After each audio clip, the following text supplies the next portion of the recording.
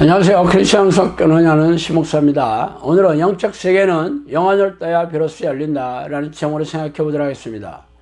우리네 교회의 설교나 성경 공부는 이성적이고 합리적이고 상식적인 수준에서 가르치고 있습니다. 그러나 성경은 영적 세계와 영적 존재에 대해 말하고 있죠. 영적 존재는 하나님과 천사 그리고 사탄과 귀신 등이며, 영적 세계는 두 진영이 사람의 영혼을 사이에 두고 질펀하게 싸우는 형국입니다.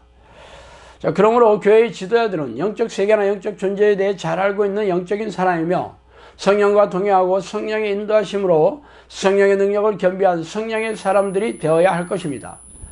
그러나 아이러니하게도 우리네 교회 지도자들은 신학교에서 학위를 받고 목사 안수를 받은 이들이죠.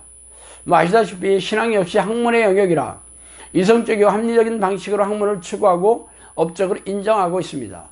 말하자면 신학자들은 영적인 방식이나 성령의 능력이 아니라 학문적으로 우수한 능력과 업적을 가진 사람들이죠. 그러므로 신학교에서 신학을 배운 목회자들이 영적 능력과 아무런 상관이 없는 사람들이 되는 셈입니다. 그렇다고 목사들이 죄다 영적인 사람이 아니라고 주장하는 게 아니에요. 신학교의 학위가 영적인 인물이 되는데 아무런 도움이 되지 않는다고 얘기하는 것이죠. 그렇다면 영적 세계와 영적 존재에 대해 잘 알게 되는 소위 영안을 뜨려면 어떻게 해야 되는지 생각해 보고 싶습니다. 일어나 너희 발로 서라. 내가 내게 나타난 것은 곧 내가 나를 본 일과 장차 내가 내게 나타난 일에 너로 종과 증인을 삼으려 함이니, 이스라엘과 이방인들에게서 내가 너를 구원하여 그들에게 보내어 그 눈을 뜨게 하여 어둠에서 빛으로 사탄의 권세에서 하나님께로 돌아오게 하고 죄사함과 나를 믿어 거룩하게 된 무리 가운데서 기업을 얻게 하리라 하더이다. 사도행전 26장 16절에 18절이죠. 이 구절은 사도 바울이 다메섹 도상에서 예수님을 만난 사건입니다. 그때 예수님은 바울에게 앞으로 해야 될 사역에 대해서 말씀해 주셨죠.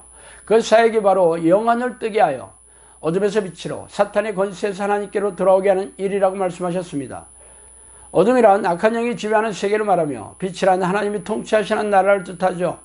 그래서 사탄의 권세하에서 실망하고 있는 하나님의 백성들을 구원해서 하나님의 나라로 이끌어오라는 것이었습니다. 그렇다면 어둠에서 빛의 나라로 구원하는 맨 처음의 단계는 무엇일까요? 바로 영안을 뜨게 해야 된다는 것입니다. 이 눈이 육체의 눈이 아니라는 것은 어렵지 않게 할 수 있죠. 바로 영적인 눈인 영안을 뜨게 하는 것입니다. 그렇다면 영안을 뜬 사람들이 무엇을 깨닫게 될까요?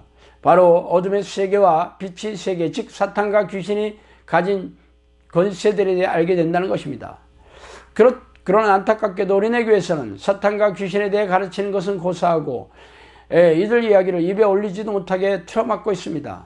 그 이유는 교회 지도자들이 영적 세계에 대해 전혀 알지 못하며 사탄과 귀신의 정체와 그 공격에 대해 무지하기 때문입니다.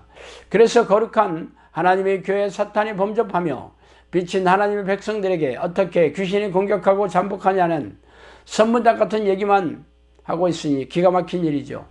영안에 잠긴 사람들은 사탄과 귀신에 대해 알지도 못하고 알 수도 없습니다.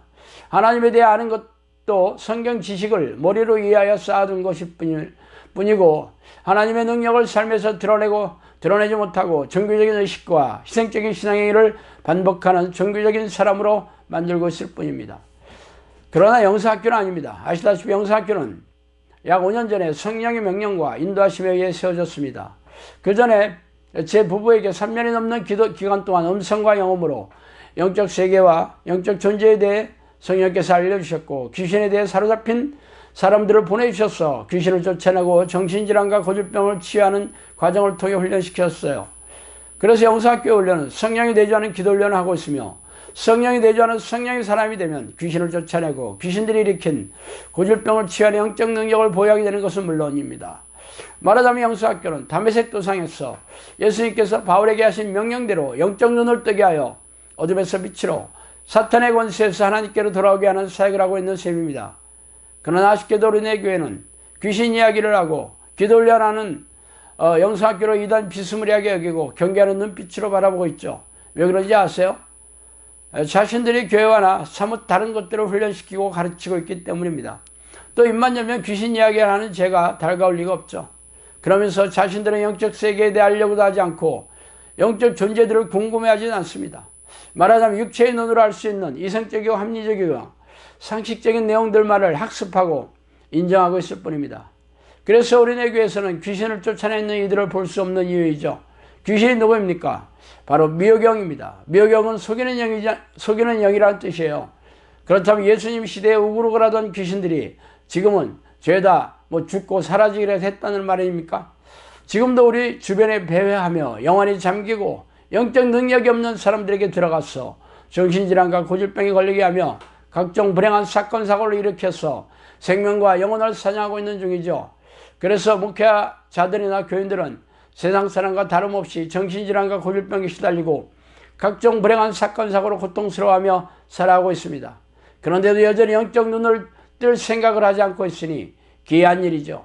그 이유는 미호경이 우리네 목회자들의 머리를 타고 앉아 자신들의 생각을 넣어줘 속이고 있으며 그들의 가르침을 받는 교인들은 영적으로 무지하며 깜깜할 수밖에 없죠. 그렇다면 영적 눈을 뜨게 하려면 어떻게 해야 할까요? 항상 기뻐하라, 쉬지 말고 기도하라, 범사에 감사하라. 이것이 그리스도 예수 안에서 너희를 향하신 하나님의 뜻이니라. 성령을 스멸치 말고 예언을 멸시치 말고 범사에 하려 좋은 것은 취하고 악은 모든 모양이라도 버리라. 데살로니가 전서 5장 16절에서 22절 말씀입니다. 이 말씀이 바로 사도 바울이 명령한 영적 눈을 뜨는 방법이에요. 쉬지 않고 하나님을 부르며 성령이 내주를 간구하며 성령을 모시면서 성령의 활동이 소멸되지 않도록 해야 한다는 것입니다. 그러므로 쉬지 않고 하나님을 부르는 기도를 하면서 성령의 내주를 간구하는 기도의 습관만이 영혼을 뜨게 하는 유일한 길이며 당시의 영혼이 사탄의 권세에서 하나님의 나라로 옮겨지게 하는 지름길입니다. 자, 오늘은 여기까지 하겠습니다. 감사합니다.